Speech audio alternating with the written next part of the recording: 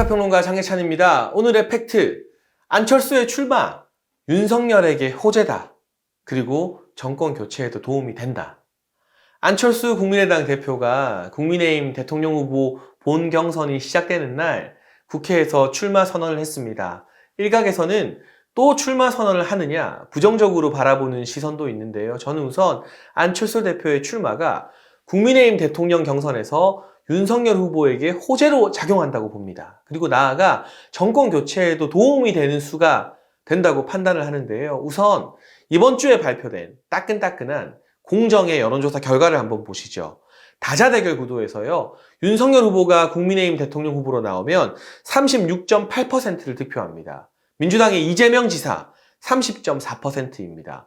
6% 이상 차이가 나면서 윤석열 후보가 이기죠. 나머지 후보들 안철수 4.7, 심상정 2.6, 김동연 전 총리, 전 부총리 1.6%였습니다. 그런데 만약 똑같은 조사에서 홍준표 후보가 국민의힘 후보로 나오면 28%를 득표합니다. 앞에 윤석열 후보일 때는 36.8%였으니까 8.8%나 표가 확 줄어든 겁니다. 이재명 지사의 표는 30.2%로 0.2%밖에 차이 안 납니다. 그러니까 누가 나오든 이재명 지사는 이 공정 여론조사에서 30%의 지지율을 기록하는데 국민의힘 윤석열 후보가 나오면 36.8%까지 얻을 수 있고 홍준표 후보가 나오면 28%밖에 못 얻는 겁니다. 홍준표 후보가 나올 때 안철수, 심상정, 김동연, 소위 말하는 제3지대 후보들의 지지율이 다 상승합니다. 안철수 5.2, 심상정 3.4, 김동연 2.9, 그리고 무응답층도 늘어나게 되죠. 그러니까 정권 교체를 바라는 분들이라도 윤석열 후보가 나오면 제3지대 안철수, 심상정, 김동연 그리고 무응답의 갈표가 윤석열 후보로 이동해서 정권 교체에 힘을 실어줘서 이재명 지사를 6% 이상 이기게 되는데 국민의힘 후보로 홍준표 후보가 선출되면 홍준표 후보 찍을 바에는 안철수, 심상정, 김동연 찍겠다. 그리고 누구 찍을지 모르겠다고 하는 무응답이 윤석열 후보 나왔을 때보다 훨씬 더 높아지면서 홍준표 후보가 28%로 이재명 지사에게 패배하는 결과가 나온다는 거죠.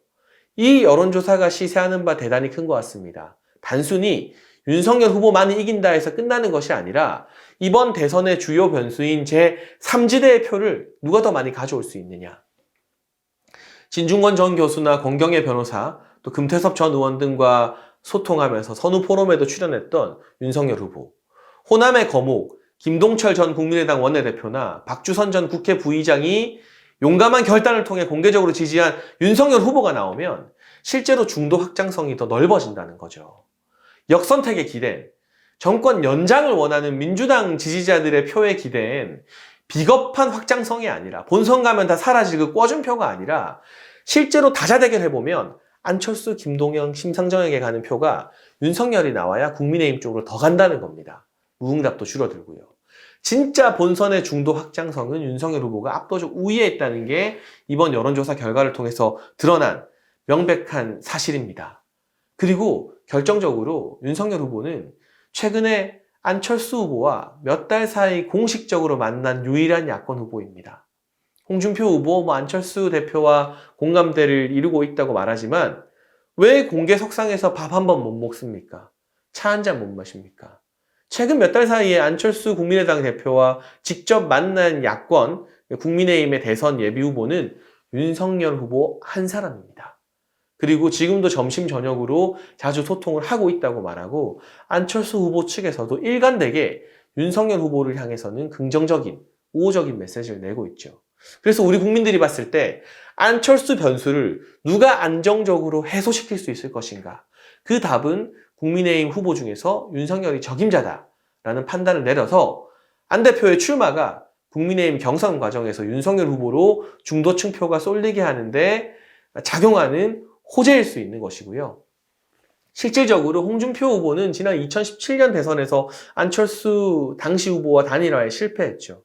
그래서 문재인 대통령이 고작 41%에 불과한 지지율을 얻고도 홍준표, 안철수, 유승민이 갈라진 그 어부지리를 통해서 대통령에 당선된 건 아니겠습니까? 근데 정치라는 게 사람이 하는 일이고 이 사람 간의 이 마음이 맞는 일은 여간에선 잘 변하지 않습니다. 2017년에 실패했던 홍준표, 안철수의 단일화가 2022년에 성공한다는 보장이 있습니까?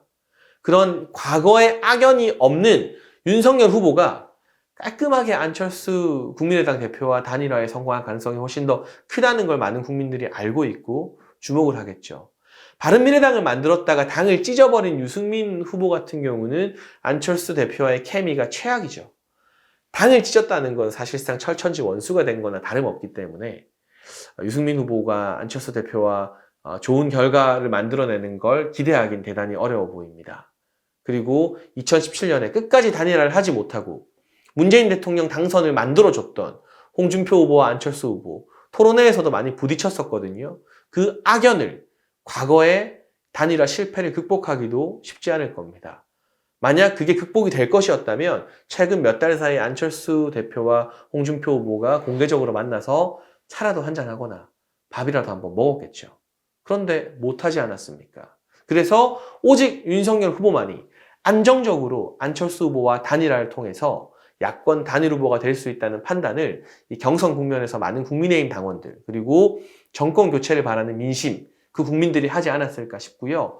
대선 과정에서도 안철수 후보의 존재가 지난 4.7 재보궐에서 민주당은 이미 후보 박영선으로 다 결정났는데 이 보수 야권은 오세훈이냐 안철수냐를 가지고 치열하게 신경전을 벌이면서 국민의 관심을 이끌었던 그 효과만큼은 아니겠지만 또 하나의 재미있는 정치적 변수가 되면서 국민들의 시선을, 관심을 정권 교체하는 보수 야권으로 묶어둘 수가 있습니다.